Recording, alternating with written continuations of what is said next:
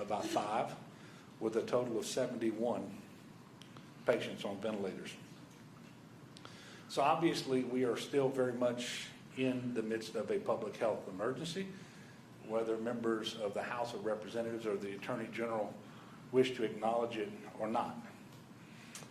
As we speak, I can tell you that we are filing a lawsuit in state court defending the COVID-19 public health emergency proclamation that remains in place through November the 6th, the one that I previously issued. And so I will say what I said on Friday.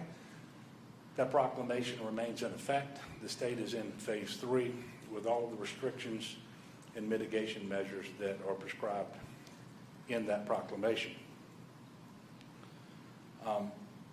I will say it again also that the petition signed by members of the House, which would seek to end the public health emergency here in Louisiana, would be the only state without a public health emergency.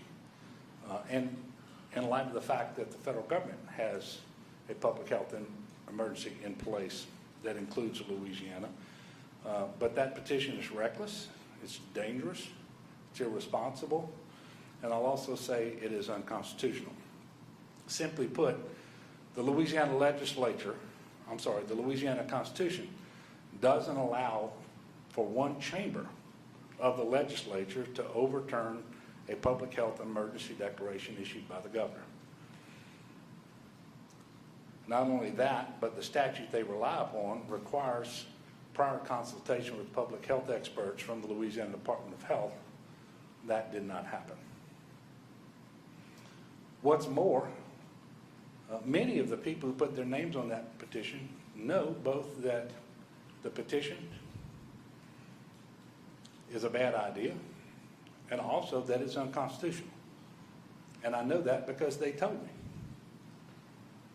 And I know the Attorney General got a lot of attention this weekend for, I guess I'll be a little bit more charitable than saying he lied to you, but he certainly changed his mind from a September Attorney General's opinion that was put out by his office. But over the weekend he was saying that the petition itself, once it secured more than 53 members in the House signatures, that it overrode my order and that the proclamation was no longer in place. Well, that's not what the statute says. And he should check his own opinions, and he would have known better than to say what he said this weekend. And that's why I told you Friday and again today that that proclamation remains in place. So you'll see the relevant portion of the September Attorney General's opinion on the screen now. It clearly says petition action alone isn't enough to overturn my public health emergency. What that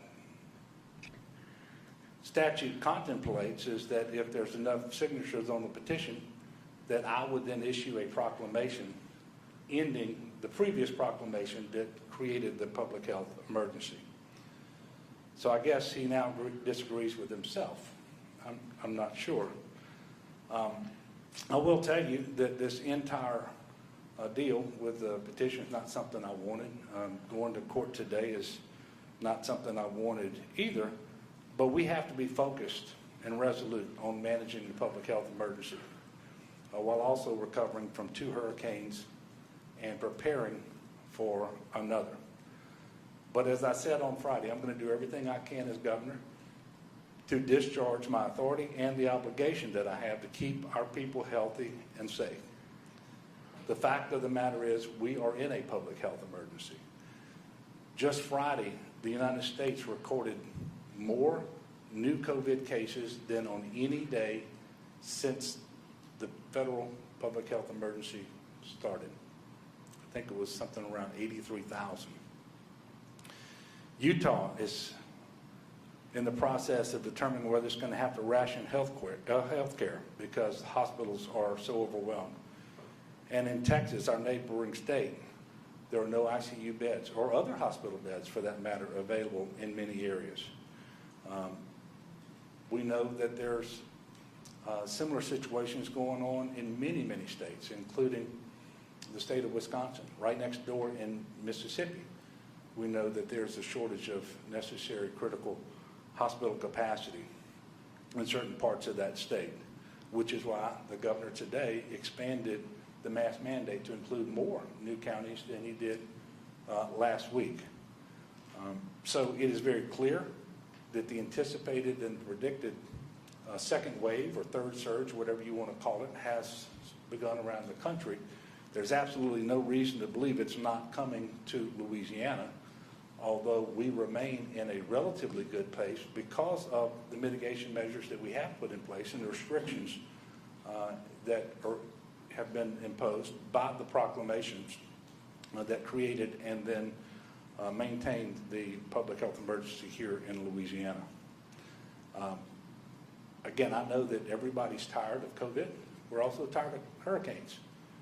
But neither the virus nor Mother Nature is going to take that into account.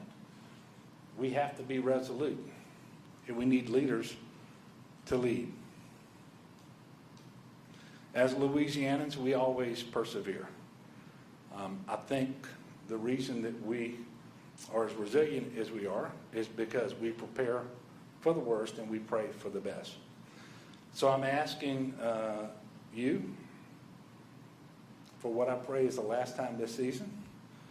Visit getagameplan.org to make sure that you are prepared for the threat of severe weather.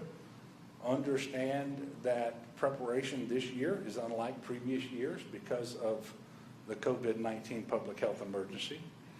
Please monitor 511la.org for road closures. Pay very close attention to the Weather Channel, to your local weather sources, and heed the instructions of your local officials. And as always, continue to wear your masks, socially distance when you're in the vicinity of those who are not from your immediate household. Wash your hands, stay home when you are sick, and protect those who are most vulnerable.